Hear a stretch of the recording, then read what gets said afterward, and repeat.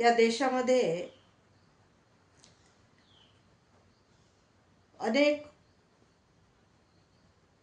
धर्म आहेत, अनेक पंथ आहेत, अनेक विचाराचे आचाराचे लोक या देशामध्ये नांदतात. म्हणजेच या देशामध्ये विविधता आहे आणि विविधतेमध्ये एकता आहे. हिंदू, मुस्लिम, शीख, ईसाई, बौद्ध, ख्रिश्चन आणि इतर भरपूर असे धर्म पंथ आमच्या देशामध्ये वास्तव्य करतात.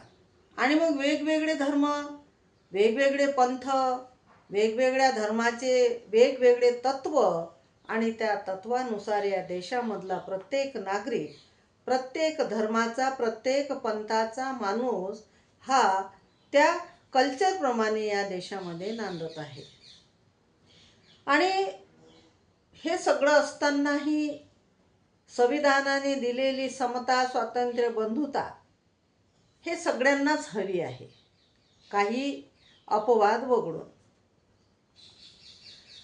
दिवाळी हा सण सर्वच जे काही हिंदू स्वतःला म्हणून घेतात किंवा मानतात, व हिंदू धर्मामधल्या अनेक जाती पोटजाती आहेत, ते सर्वच दिवाळी हा सण अतिशय आनंदाने साजरा करत असतात.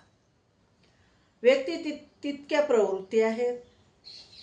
आणि हा सण त्योहार का साजरा होतोय, वेगवेगळ्या ह्या संकल्पना आहेत, काही खऱ्या काही खोट्या. आपल्याला त्यामध्ये जायचं नाही. परंतु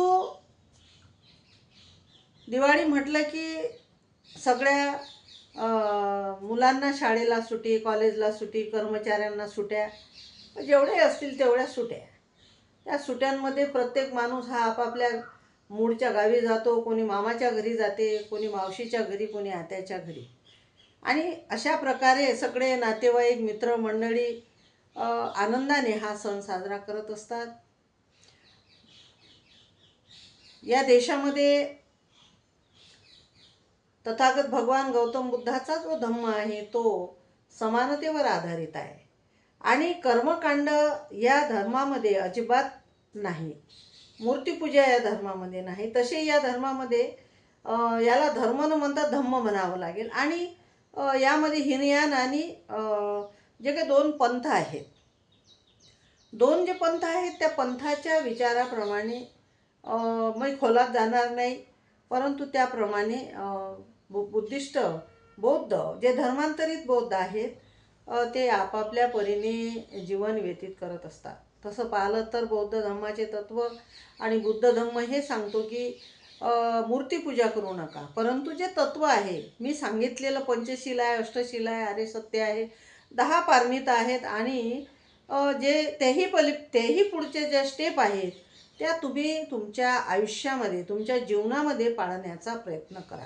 म्हणजेच माणूस हा सुख संपन्न, समाधानी, आसक्तीविहीन जगू शकतो. आसक्तीविहीन जगण्यासाठी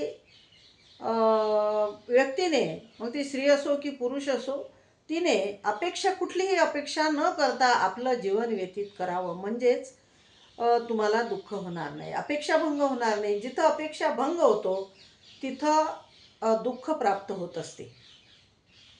आणि तृष्णा, बुद्धाने सुद्धा सांगितलेले आहे की तृष्णा, मग ते भवतृष्णा असेल, विभव तृष्णा असेल, आणि जी तृष्णा आहे या तृष्णेमुळे दुःख हे उत्पन्न होते. आणि दुःख निर्माण झाल्यानंतर मनुष्य त्यामध्ये रेंगाळत राहतो. तर ज्याला खरंच चांगलं जगायचं असेल, म्हणजे हे जीवन काही फार लांब नसते. कोणी 50 वर्ष जगतो, कोणी 40 वर्ष जगतो, कोणी 70 वर्ष जगतो, कोणी 10 वर्ष जगतो. परंतु जो 25च्या पुढे गेलेला व्यक्ती असेल त्याला त्याची प्रज्ञा ही विकसित झालेली असावी. बुद्धी ही सर्वांना आहे, परंतु निर्मल प्रज्ञा, विकसित प्रज्ञा ही ज्याची विकसित झालेली आहे त्याला बौद्ध धम्माचे तत्व हे या ठिकाणी समजल्याशिवाय राहत नाही. आणि मग त्या तत्वज्ञानाला अंगीकारून जो व्यक्ती आपलं जीवन व्यतीत करत असतो, आपला चरितार्थ चालवित असतो, आपल्या कुटुंबासोबत राहत असतो, समाजासोबत राहत असतो, तो अतिशय म्हणजे आनंदाने आपलं जीवन जगत असतो.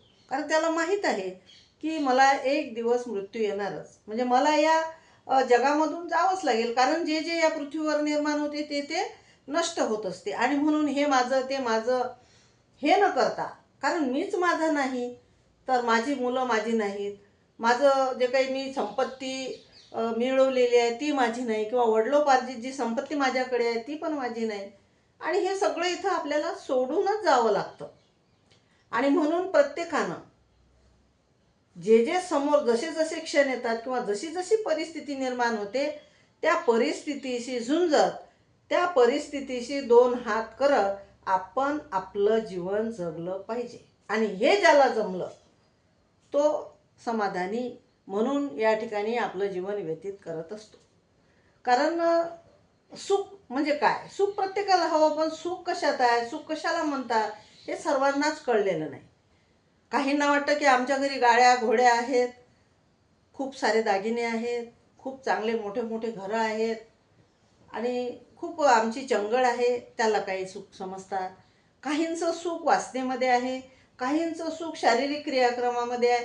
म्हणजे अनेक प्रकारच्या गोष्टीमध्ये माणूस सुख मानत असतो. परंतु परमोच्च सुख जे तथागत भगवान गौतम बुद्धाच्या धम्माच्या तत्वज्ञानातून आपल्याला प्राप्त होत असते, ते परमोच्च सुख फारच अतिशय दुर्मिळ लोकांना या ठिकाणी प्राप्त झालेलं आहे. आणि म्हणून आपण आनंदाने जगा, सुखाने जगा, समाधानाने जगा, आणि त्यासाठी जे काही आपल्यामध्ये मानसिक विकार आहे, शारीरिक विकार आहेत, ते विकार आपण नष्ट करावे असे मला वाटते.